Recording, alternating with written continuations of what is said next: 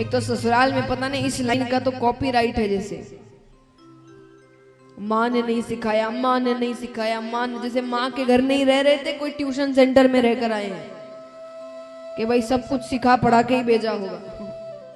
माँ के घर रह रहे थे भाई।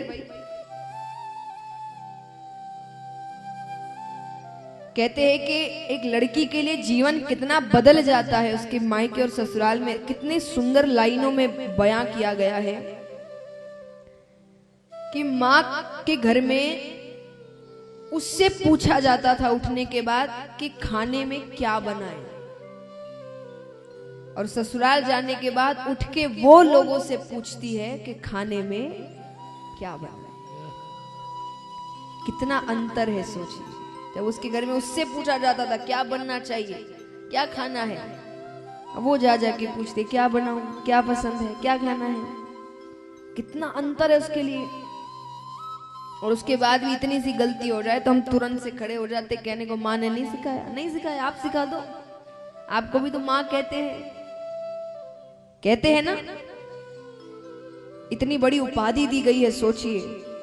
बाहर जाने के बाद भी पति के माता पिता को माता पिता कहते हैं। क्यों? ये भगवान ने ये उपाधि, देखिए भगवान ऐसे ही उपाधियां नहीं देते किसी को।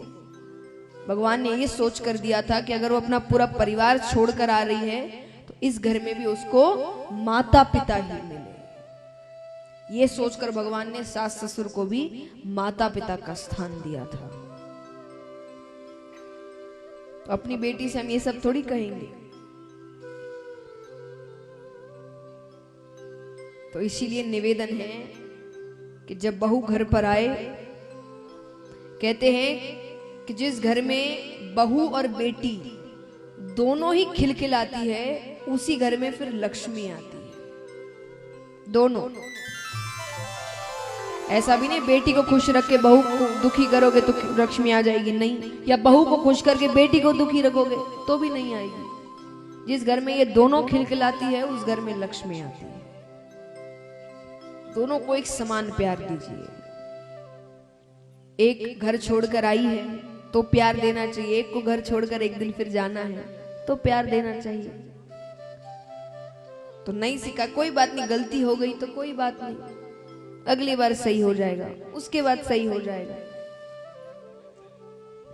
तो महाराज, तो पत्नी वो भाभी आकर कहती है कि माँ ने झाड़ू काटना तक नहीं सिखाया, पर वो कुछ नहीं कहती। वो कहती कोई बात नहीं, एक हाथ और फेर दो। अब झगड़ा करेंगे इससे अच्छा एक हाथ और फेर देंगे तो काम ज्यादा आसान हो जाता है ना, जल्दी खत्म हो जाएगा। झगड़ा करने में तो आधी घंटा निकल जाएगा। वो कहती वो करने से अच्छा तो एक हाथ और फेर दो। सब्जी बनाए तो खूब नमक डाल दो।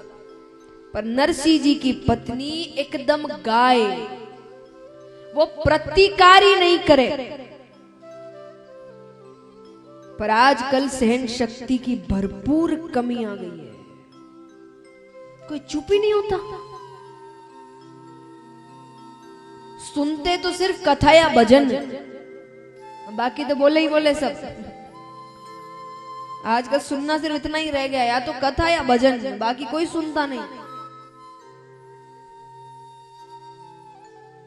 बड़े भाई का कमरा थोड़ा सा बड़ा है, छोटे भाई का थोड़ा सा ही, चल मेरा ही ऐसा क्यों, मेरा ही ऐसा क्यों। नरसिंह जी के बड़ा भाई पूरे घर का स्वामी है और नरसिंह जी गौशाला में रहते थे और अच्छे से रह, खुशी खुशी रहते थे, उनको कोई चिंता नहीं थी, बड़े खुश थे वो। थोड़ी सी भी असुविधा, परिवार में एक चुप हो जाए उस घर में झगड़ा ना हो। और आजकल हम क्या सोचते हैं, हम क्यों चुप हो, हम कमजोर दिखेंगे। वो कौन होते देखने वाले, उनको क्या दिखाना है आपको, वो क्या सोचेंगे क्या नहीं सोचेंगे।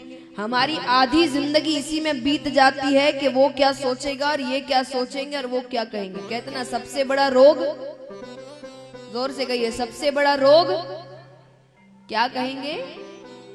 इतने सोचते हो इस बारे में तो कहो तो जोर से। सबसे बड़ा रोग, जब इतना सोचते हो क्या कहेंगे लोग, क्या कहे लोग, इक्के दुक्की घटनाओं में ये भी सोच लिया करो भगवान क्या कहेंगे। वो सोचने लगे उस दिन जीवन सुधर जाएगा कि लोगों से मतलब नहीं है, सोचना सिर्फ इतना है कि कोई भी काम करने से वो क्या सोचेगा। वो क्या कहेगा, बस इतना ही सोचो, जीवन सबका अच्छा हो जाएगा। हमने जीवन बिगाड़ी ये सोच के रखा है कि वो क्या कहेगा और ये क्या कहेगा और ये क्या कहेगा।